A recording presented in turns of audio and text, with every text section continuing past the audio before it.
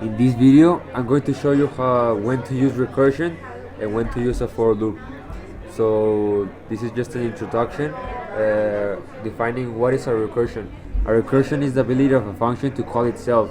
So, for example, the Fibonacci function, you call the Fibonacci function by itself, and that's how you do a loop. It could be very useful.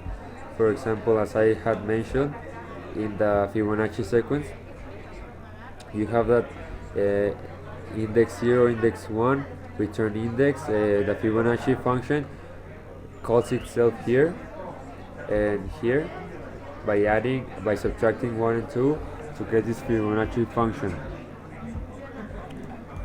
And then, as you may see, the Fibonacci of 3 calls itself Fibonacci of 2, and the Fibonacci of 2 calls the sequence of Fibonacci of 1 until it gets to this condition, which is if it's 1 or if it's 1, it's 1, if it's 0, it's 0.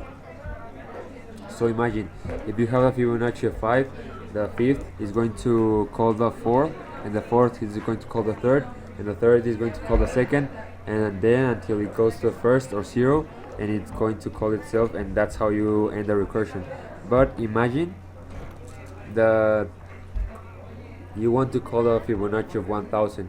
You have to do the Fibonacci of 999 and all the way until 1, and it's going to consume a lot of resources and a lot of memory.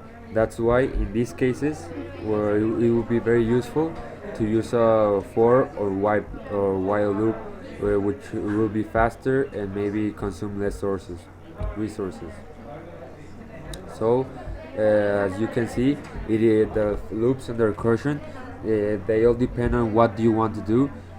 If it's something short that you can call the function again and again until it finishes, it will be very simple to use a recursion, because it's going to synthesize your work.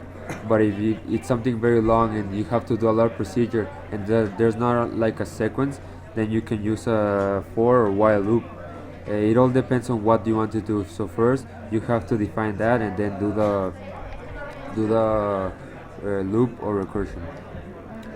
So I invite you to try it out, to try a Fibonacci sequence or a while loop, and then that's all. Thank you very much.